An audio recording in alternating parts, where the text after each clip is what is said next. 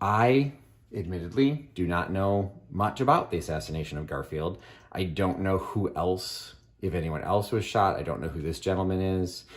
The room does not appear particularly busy, which also seems somewhat surprising. So I don't know if he was not talking at a rally. Well, if you got a dollar on just a lousy down, you know that I got rhythm that could suit your... So I actually just sold this, but before I shipped it out, I actually wanted to get a video of it because as I was taking the photos and getting it ready to sell in my last live drop sale, I became fascinated by it because, to be honest, I hadn't really looked at it. So I wanted to go a little bit deeper because what this is it says right on here, is a special edition of the Harper's Weekly from Friday, July 8th, 1881. And the reason it's a special edition is because it's talking about the assassination of President Garfield by the assassin. So that's why I actually find it interesting. The assassin got the cover image. Tragedy at Washington, the assassin, Charles Guiteau. And I apologize if I'm not pronouncing his name correctly, but so this is an original newspaper, so a primary source from the era. Now, when I originally opened it, I was thinking that this would have been the newsboys, like on the street corner, like, you know, stop the presses, you know, the newest news. This kind of came out several days, almost a week after the assassination itself. And so it actually does have a little bit more retrospective into it, but it does cover details of the assassination. You figure 1881, this would have been about the only way anybody would have been able to get their news. No television, no radio. So you would have been getting it at, the coffee shops, street corners, wherever you could get information. So you can see what newspapers look like in 1881. A lot of text. So there's just a lot of stuff in here. And so I'm not gonna read the whole thing, but I do want to show some aspects, and again, things that I had found when I was showing it for listing that I just thought was really interesting. So I wanted to go into the details of the dates on it. I did do a little bit of digging. So the special edition was issued on July 8th, 1881. There's references throughout it that talk about the would-be assassin, and they never actually say he died or when he died, but they talk about the night watch, July 2nd. Well, it turns out he survived for 80 days and ended up dying of an infection. So he is still considered an assassinated president, but he did not die at the time he was shot, but he did die as a result of being shot. So that's why there's some references in here that talk about the would-be assassin, or some of the things like that. It was, even as of July 8th, was still somewhat a question mark.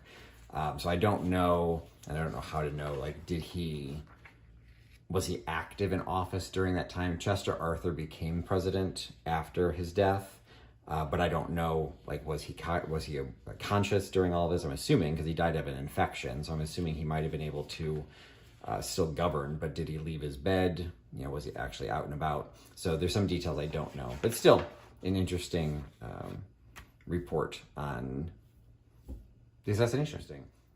So it starts out with the tragedy at Washington. And it starts in this, if you saw the video where I originally listed this, I was kind of doing it live, and I'm like, wait, what's going on? So this was no 4th of July in our history was ever so mournful of that which just passed. So first I'm thinking, oh wait, did the assassination happen on the 4th of July? But it does say over here, the night of July 2nd, the 2nd of July, will forever mark an era in the history of the executive mansion. So that was the night after he was shot. So the assassination took place on July 2nd, but he did not die at the location where he was shot, and that's represented here. So there's a lot of text, and I will cover some of that, but I wanted to show, because what this is what Harper's Weekly is kind of known for, are these fantastic illustrations. So I was upfront when I sold it, there are some condition issues for a magazine that's from 1881, but kind of get this centered, so I'll be able to zoom in on it here. So you've got the tragedy at Washington, the assassin firing the second shot at President Garfield, drawn by W.A. Rogers. Not sure. There are others on this page are also done by W.A. Rogers, so I'm assuming he was maybe an illustrator for Harper's Weekly, but he might have been a freelancer, so I'll be curious. I'll do a little bit of research on him. So you can kind of see, there's a couple things in here that I'm not sure, like what's going on right here. It kind of looks like a smoke of some sort, but I'm not sure if that's a printing error. I'm not sure what's going on there. But you can see the smoke coming out of the gun. So Guiteau, President Garfield. I, admittedly, do not know much about the assassination of Garfield. I don't know who else, if anyone else was shot. I don't know who this gentleman is. The room does not appear particularly busy, which also seems somewhat surprising. So I don't know if he was not talking at a rally, like maybe he was just leaving. It looks like... Did I see somewhere, did I say already it was happened at a depot? So this kind of looks like it's a waiting room for something. So, but then when you get into the other illustrations, also done by W.A. Rogers, so you've got the tragedy at Washington seen in the upper room at the depot immediately after the shooting. So he was moved, looks like he may have been shot in the side. Drawn by W.P. Snyder from a sketch by W.A. Rogers. Okay, so I'm going to have to do a little bit of looking at here. So W.A. Rogers, I wonder if he was on the scene and I don't know. Yeah, because this one's saying it's drawn by W.P. Snyder from a sketch from W.A. Rogers, and the one next to it is drawn by George G. White from a sketch by W.A. Rogers. So maybe W.A. Rogers on the scene. This one, the bigger one, though, it just says drawn by W.A. Rogers. Anyway, this one goes to identify who's in the picture. So we've got the president's son, Secretary Blaine, who I guess would be this same gentleman here based on the beard, Dr. Townsend, and Dr. Bliss. They'd be no reason to be in the big picture because they would have been called. So the way he's applying pressure, like he was shot kind of in the hip or maybe in the side, so maybe in the abdomen. And then the other image is the tragedy at Washington, removing the president from the depot to the ambulance. So he had not died yet. It does say railroad here at the top. Drawn by George White from a sketch by W.A. Rogers. So some great illustrations to kind of keep people informed of what's going on. But what I found particularly fascinating, particularly with the political cycle that we're going through right now, and we're not going to get into that, we're just not going to get into that. But what I found interesting was because this was done 6 days after the assassination, they had time to, pull things together for this special issue. What they did was they did a section called On the Press on the Crime. And they actually have every one of these little sections is a different news article that was done at the time of the actual crime. So the first one that they list is from Harper's Weekly. The first one is they list from the New York Times. What I also thought was kind of cool was they actually say what the political leanings were of the newspaper. So the New York Times was considered a Republican paper. And it says right here, the whole country is bowed with deep grief and indignation at this event.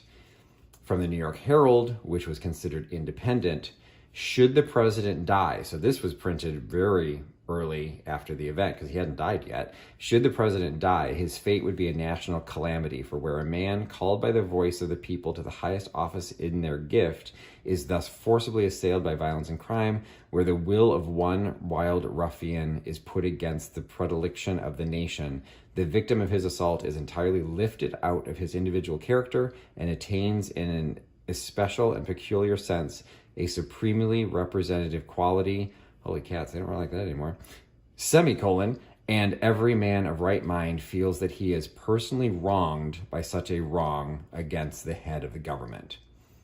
Okay, that was a very flowery way of saying assassination is bad. And so we've got a Republican, we've got an independent, and then we've got Democratic. So this is Columbus, Georgia, the Columbus Inquirer-Sun. The news of the attempt to take the life of the president caused intense excitement in the city.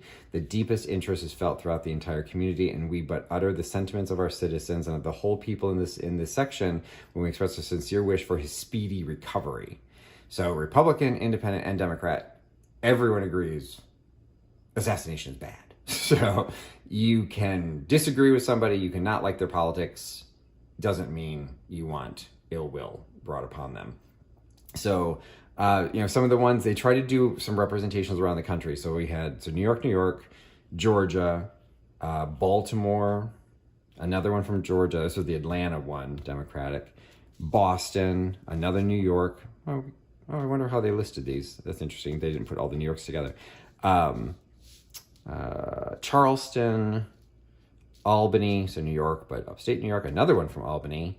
Another New York. Another Georgia. New York. Okay, so this might be more specific. I don't know where Harper's Weekly was based. I wonder if they were based in Georgia. There seems to be a high representation of Georgia here, which is nothing wrong with that, but it doesn't go into the Midwest. It doesn't go any further west.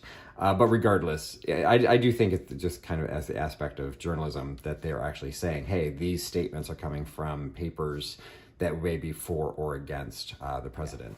There's a section, and then this was the last illustration from the special edition.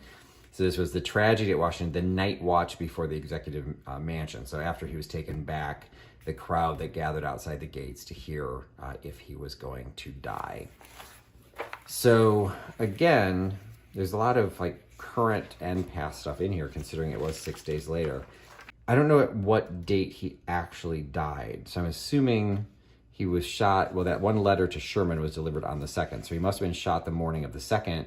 The night of the 2nd was at the executive mansion. So I don't know if he died that night or if he died on the 3rd, or did he stick around for a couple of days?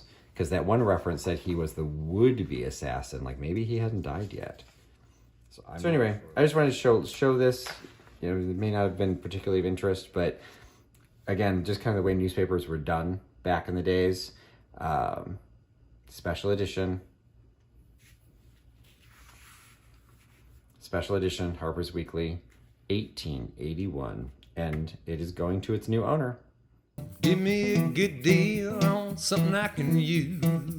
Make me an offer that I just can't refuse. When that sunrise in the morning and there's nothing there to do, will probably be the last time I see you.